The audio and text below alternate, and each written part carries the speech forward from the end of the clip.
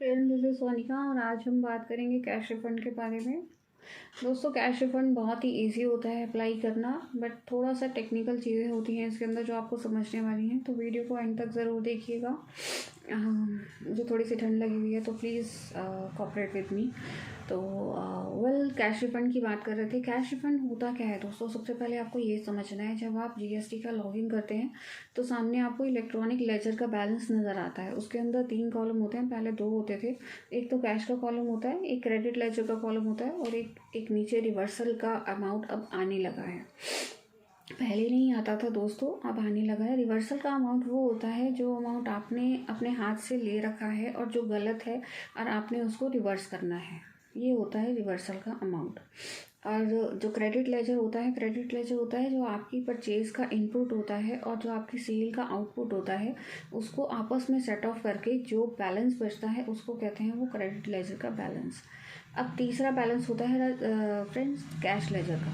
Cash ledger वो होता है जैसे आपका टीडीएस कट गया जीएसटी पे, तो उसके ऊपर जो इनपुट जो जीएसटी का टैक्स कटा है वो कैश लेजर में नज़र आता है। कैश लेजर इसी को कहते हैं दोस्तों। ये आपके कैश के पैसे होते हैं, आप इसे मतलब रिफ़ंड की तरह क्लेम कर सकते हैं और इसमें कोई डॉक्यूमेंट्स वगैरह भी सबमिट नहीं करने होते हैं, क्योंकि ये पीछे से गवर्नमेंट की तरफ से ही कट के आता है, राइट। तो ये अब कैसे अप्लाई करते हैं दोस्तों? बहुत सिंपल तरीका है। आपको रिफ़ंड की ऑप्शन में जाना है, रिफ़ंड में जाके न्यू एप्लीकेशन बनानी है। इसमें आपको कैश लेजर के बैलेंस वाली ऑप्शन सेलेक्ट करनी है। नीचे आपको अपना बैंक सेलेक्ट करना है और इसको OTP डाल के सबमिट कर देना है।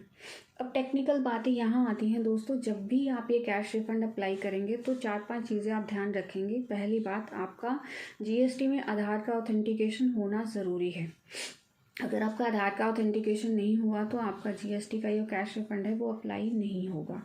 दूसरी बात यह है कि इसकी ना फिज़िकल वेरिफिकेशन होती है। तो जब भी आप जीएसटी का रिफ़ंड कैश का अप्लाई करें, आप इसके डॉक्यूमेंट्स को प्रिंट आउट करके फाइल बना लीजिए। उसके अंदर आप अपनी प्रोप्राइटरशिप है तो प्रोप्राइटर के पैन कार्ड, आधार कार्ड, फ़ोटो और वहाँ का इलेक्ट्रिसिटी बिल लगा दीजिए। अगर आपकी प्रेमिसेस रेंटेड हैं तो इलेक्ट्रिसिटी बिल, रेंट एग्रीमेंट और ऑनर के डॉक्यूमेंट्स पूरे फाइल में लगा दीजिए। इसके अलावा आपको एक फ़ाइल और बनानी होती है जिसमें आपको अपने सेल, परचेज़ और ईवे बिल रखने होते हैं, क्योंकि जब फिज़िकल वेरिफिकेशन होती है दोस्तों तो जो ऑफिसर आते हैं वो सेल, परचेज सारी चेक करते हैं। सेल मतलब ऐसे नहीं कि आप पूरा फाइल एक एक बिल चेक करेंगे, पर वो रैंडमली सारी फाइल्स देखते हैं। अगर आपकी फ़ाइल प्रॉपर नहीं होती है तो फिर आपका रिफ़ंड के अंदर दिक्कत हो सकती है, क्योंकि वो नेगेटिव रिपोर्ट दे सकते हैं। अगर ऑफिसर नेगेटिव रिपोर्ट देगा तो आपके कैश रिफंड में दिक्कत हो जाएगी। तो आपको अपनी फाइल्स मेंटेन करनी है। एक तो करनी है आपको अपने डॉक्यूमेंट्स, जो पर्सनल डॉक्यूमेंट्स है उसकी। एक आपको परचेज़ की फ़ाइल मेंटेन करनी है, आपको सेल की फ़ाइल मेंटेन करनी है, एक आपको अपने ई-वे बिल्स की फ़ाइल मेंटेन करनी है। दोस्तों, ये सारी फ़ाइल बहुत ज़रूरी हैं, आप बिल्कुल ध्यान रखिएगा। ये फ़ाइल का आप प्रिंट आउट्स लेके आप फाइल में हार्ड कॉपी लगा दीजिएगा, तभी आपकी जो ऑफिसर आएगा वो फिज़िकल वेरिफिकेशन करेगा और उसके बाद ही वो अपनी रिपोर्ट देगा और रिपोर्ट के बाद ही आपकी कैश रिफ़ंड की अप्रूवल आएगी। तो ये होता है दोस्तों कैश रिफ़ंड का प्रोसेस। होप आपको समझ आ गया होगा, लेकिन अगर कोई भी चीज़ आपको नहीं समझ आई है तो आप मुझे कमेंट करके ज़रूर बता सकते हैं। तो मिलते हैं दोस्तों नेक्स्ट वीडियो में।